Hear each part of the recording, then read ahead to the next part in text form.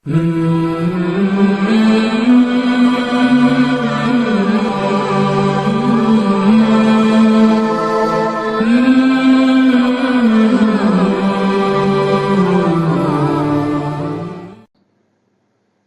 اللہ الرحمن الرحیم وعلم آدم الاسماء كلها ثم عرضهم على الملائکہ صدق اللہ العظیم۔ اللہ تبارک و تعالی نے دنیا میں کم و بیش 18,000 قسم کی مخلوقات کو پیدا کیا ہے۔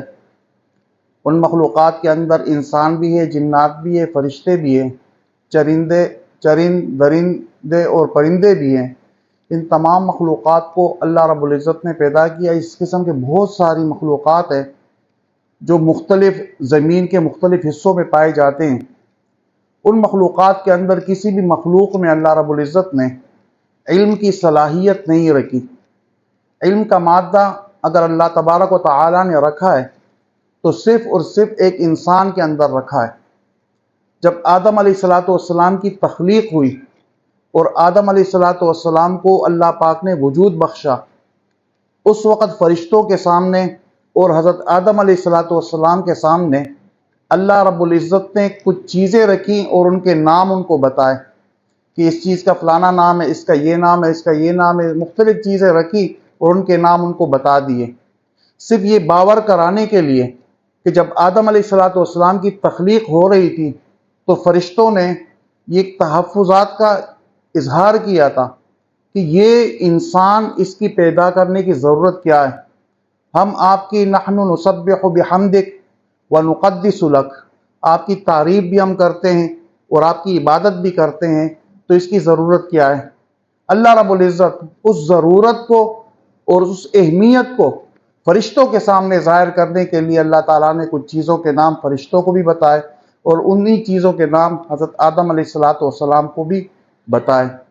پھر کچھ دیر کے بعد اللہ رب العزت نے فرمایا کہ فرشتوں انبئونی باسماء ہؤلاء، ان چیزوں کے نام مجھے بتاؤ کہ میں نے جو آپ کو نام بتائے تھے اس کے کیا کیا نام ہیں۔ گویا کہ ایک ٹیسٹ ہو رہا تھا اور ایک امتحان ہو رہا تھا حضرت آدم علیہ السلام کی علم کا اور فرشتوں کے علم کا، کہ کس کے اندر اللہ تعالیٰ نے یہ مادہ رکھا ہے اور یہ اس کے اندر یہ صلاحیت رکھی ہے کہ علم کا حاصل کون کر سکتا ہے، علم کا حصول کس سے ممکن ہے۔ تو فرشتوں سے جب اللہ رب العزت نے فرمایا تو فرشتوں نے جواب میں کہا سبحانک لا علم لنا الا ما علمتنا انک انت العلیم الحکیم، اے اللہ ہمیں تو کچھ پتہ نہیں، جو آپ نے بتا دیا بس وہی چیز ہمیں معلوم ہے، اس کے ما سوا ہمیں کسی چیز کا علم نہیں۔ اور جب آدم علیہ السلام کی باری آئی تو اللہ رب العزت نے فرمایا انبئہم باسمائہم، کہ ان چیزوں کے نام ان فرشتوں کو بتا دو۔ یہاں پر مفسرین حضرات یہ بھی کہتے ہیں کہ اللہ تبارک و تعالیٰ نے یہاں پر آدم علیہ السلام کو فرشتوں پر فوقیت دینے کے لیے فرمایا کہ جب فرشتوں کی باری آئی تو اللہ تعالیٰ نے فرمایا انبئونی، اے فرشتوں ان چیزوں کے نام مجھے بتاؤ۔ اور جب آدم علیہ السلام کی باری آئی تو اللہ تبارک و تعالیٰ نے فرمایا انبئہم باسمائہم، ان چیزوں کے نام ان فرشتوں کو بتا دو۔ گویا کہ آدم علیہ السلام کو اللہ تعالیٰ نے فرشتوں کا ایک استاد بنا دیا۔ اسی وجہ سے اللہ تبارک و تعالیٰ نے انسان کے اندر علوم کو حاصل کرنے کی صلاحیت پیدا کر دی ہے، اور یہ صلاحیت اس حد تک پیدا کر دی ہے کہ انسان کا تمام وجود گویا کہ علم کے حصول کے لیے اس کے باڈی کے جتنے بھی پارٹس ہیں اور جسم کے جتنے بھی اعضاء ہیں، ہر عضو کے اندر اللہ رب العزت نے یہ صلاحیت پیدا کی کہ وہ علم حاصل کرنے کی صلاحیت رکھتا ہے۔ جیسے حواس خمسہ ہے، علم حاصل کرنے کی جو 3 بڑے ذرائع ہیں، اس میں سے پہلا ذریعہ حواس خمسہ ہے،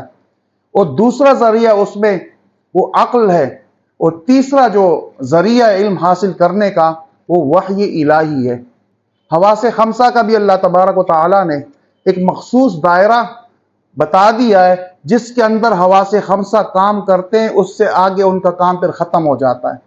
اور اس کے بعد پھر عقل کا کام شروع ہو جاتا ہے۔ عقل کے لیے بھی اللہ تبارک و تعالیٰ نے ایک مخصوص دائرہ رکھا ہے، اس سے آگے عقل کی رسائی نہیں ہوتی۔ اس کے بعد اللہ تبارک و تعالیٰ نے جو آخری درجہ رکھا ہے وہ وحی الہی کا ہے، جو آخری علوم ہے اور جس کی کوئی حد اور انتہا نہیں اور جس کے کوئی حدود نہیں، وہ وحی الہی ہے۔ تو پہلا ذریعہ حواس خمسہ اور دوسرا ذریعہ وہ وحی ہے، اور تیسرا اور آخری ذریعہ وہ دوسرا ذریعہ عقل ہے، اور تیسرا ذریعہ وحی الہی ہے۔